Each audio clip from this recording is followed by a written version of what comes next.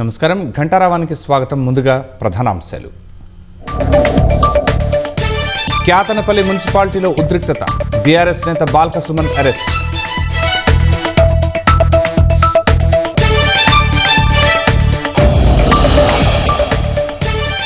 విడాకులిచ్చిందన్న కోపంతో భార్యను హత్య చేసిన మాజీ భర్త. వనస్థలీపురంలో ఘటన, పోలీసుల అదుపులో నిందితుడు మహేష్. ఏఐ అభివృద్ధికి భారత్లో విస్తృతమైన అవకాశాలు, కొత్త సంస్థల అభివృద్ధికి మంచి ఎకోసిస్టమ్ ఉందన్న సుందర్ పిచాయ్.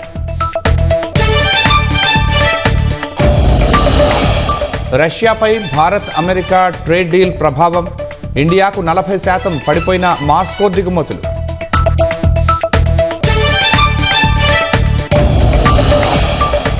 దక్షిణ రొమేనియాలో మంచు తిప్పలు, రహదారులు, పలు రైలు సర్వీసులు రద్దు.